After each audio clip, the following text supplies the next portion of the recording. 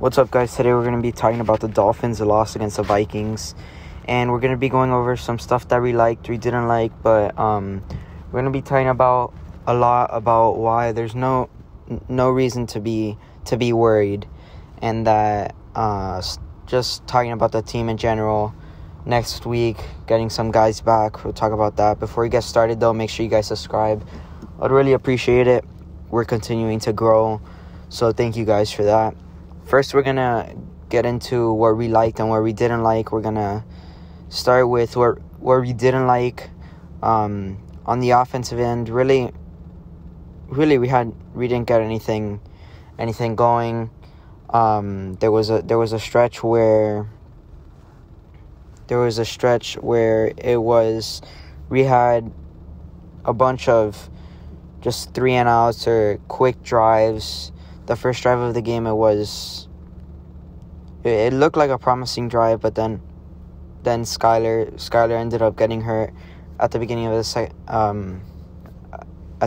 second quarter. But also penalties were really bad on the first series. I think it was where we were within the 10-yard line. Skylar made a great play, rolled out towards Craycraft, and Craycraft was knocked down at the 1.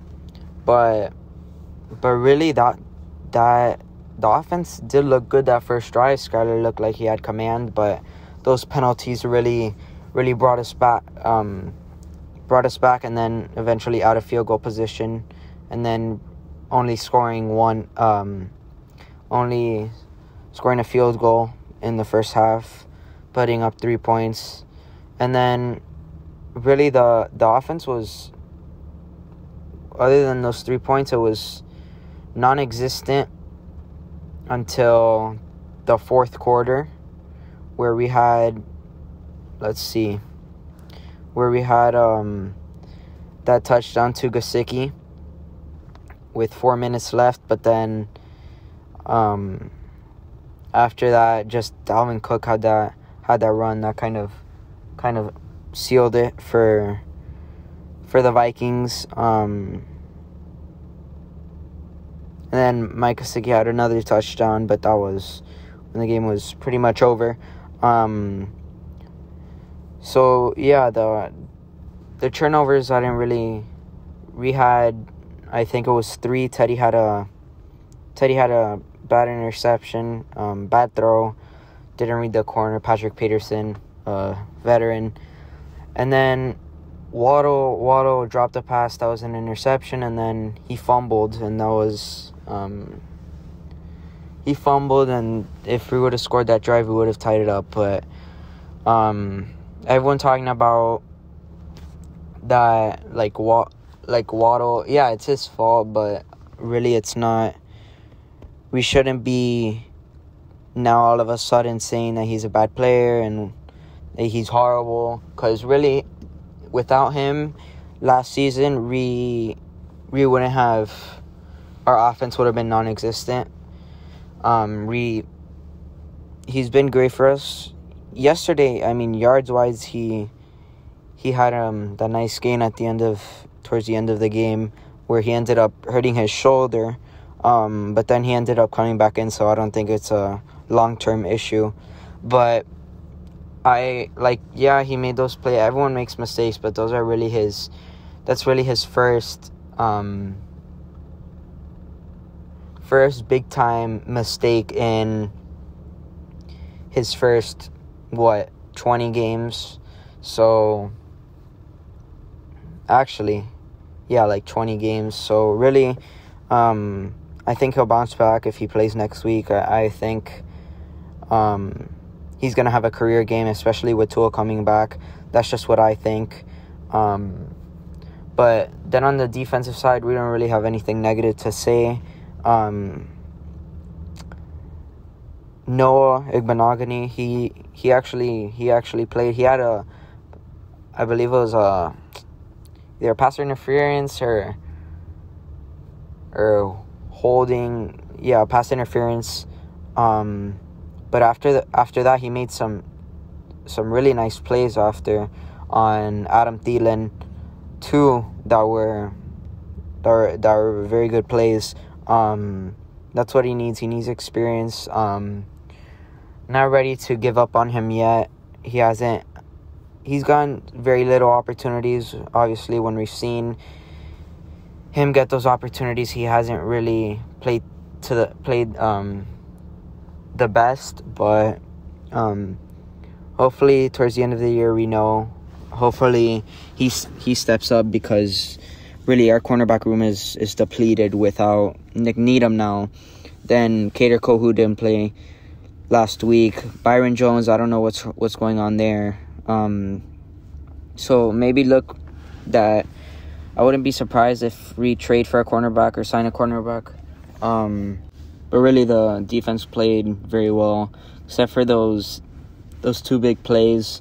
But you can only hold a team like that, offensive group like that, with Dalvin Cook, Thielen, Jefferson, even Osborne, one of the better third wide receivers, number 3 wide receivers in the league. Actually played for UM for a year in Miami. So I was impressed with the defense. Jalen Phillips had a sack. We saw Emmanuel Ogbah and Christian Wilkins constantly putting pressure. That defensive line was really good. Xavier Howard played very well. That big play that he gave up to 2X, that was on a pick. So basically, the Jefferson was on the inside, and he kind of ran like a wheel route, and X kind of tripped up, and then that was that big gain. But other than that, and I don't think that was fully his fault. I think we were playing man. Would have liked to see zone there. But defense did great. And now on the offensive side, some good things we saw. Some good things. Tyreek Hill had himself a day. He had over 170 yards, 177 yards to be exact. 15 targets, 12 receptions. And then Waddle had 129 yards with 6 receptions. And then Gesicki had 2 touchdowns with 69 yards and 6 receptions. Gesicki was more involved, so I really like that. I like that they tried to get him involved. He does make a big difference in this offense, especially when he's playing good like that. Teddy had 2 interceptions. One wasn't his fault. 2 touchdowns. Both to Gesicki, like I just mentioned. 23 for 34 with 329 yards. Most of those yards, over 300 of those yards actually went to, most of those yards went to Waddle, Tyreek Hill, and then Gesicki. But, again, I was very impressed with what they did with him. So now we're going to talk about why we lost the game. Obviously, offense was very stagnant. Like I said, not much, didn't get much downfield, anything really, except for those towards the end when they started to score on those touchdowns. But 3 points going into halftime, going into the fourth quarter, that's unacceptable. Even with really a second-string quarterback, I get we're without Teron Armstead. We prepped for Skyler, so that's difficult too. But we have to at least, even if it's like 10 points is not a lot for a half. So would have liked to see them score some more points. But and then we went for it early. It was in the let's see. I think it was in the third quarter or early in the fourth quarter where we went for it on 4th down on our own 30. It was around the 30. And yeah, I didn't like that. I didn't know what we were doing there. Because really we're let's see, we're on our 34, yes, and it was actually in the third quarter, right out of halftime. So we go for it there, and the offense gets it right at the 30. So I was thinking like, oh, they're gonna score again, but the defense actually pushed them back, and so Jefferson, they did like a Jefferson came in motion and Kirk Cousins handed it off. Christian Wilkins had a great play on that, and then he also had another tackle on Dalvin Cook. Christian Wilkins has had a pretty good season so far, had a good game. But yeah, just plays like that, even though the defense stopped them. I like the aggressiveness, and really if Fahodem, I think that's how you say his name, doesn't fumble that, we get that first down. But like I said, I do like the aggressiveness. Defense saved us there, but really I didn't like that certain play call, especially in our own territory. But let's get into why we shouldn't be, why I don't think we should be worried about this team. Gonna go over it really quickly, and then some videos that we're gonna do next. We've been, as you guys know, we've been without two of these 3 games. We've seen what a difference he makes to a team, and really how valuable he is to us. So, this is one of the reasons I'm not worried. We've seen the difference he's made.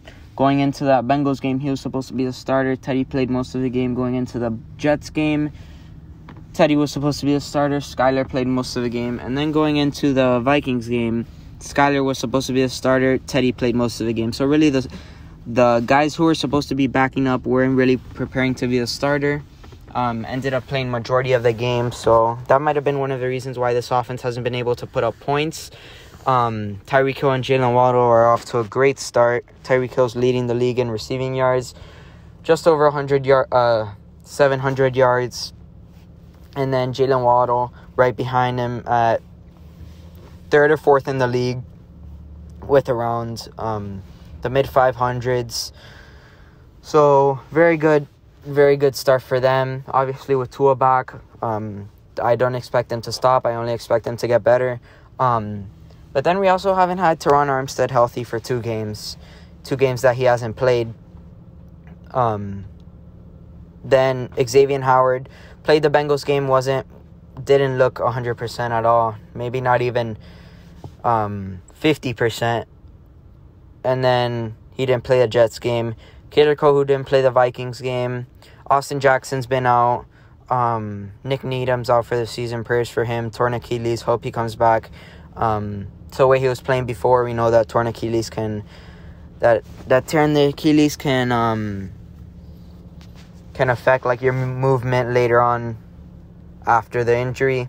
But really that's why I'm not worried. I think this team started off great, especially against the teams they played, Patriots,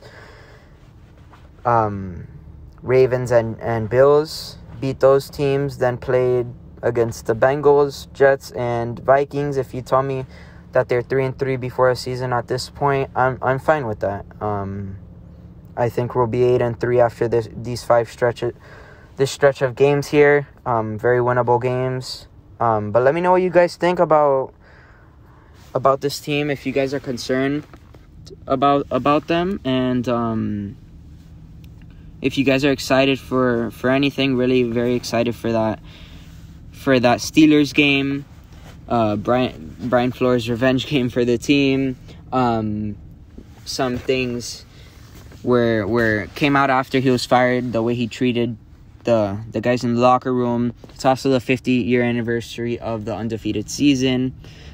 Tua's back, so very excited for that game. We got to start with 1 win, and then we got to keep building on that streak. But let me know what you guys think about the team. What you guys, if you guys are, just let me know. But before I end the video, we're gonna be later this week or tomorrow, we're gonna be dropping our trade targets. We're gonna be talking about some rumors. One of the bigger names is Christian McCaffrey. We'll talk about that.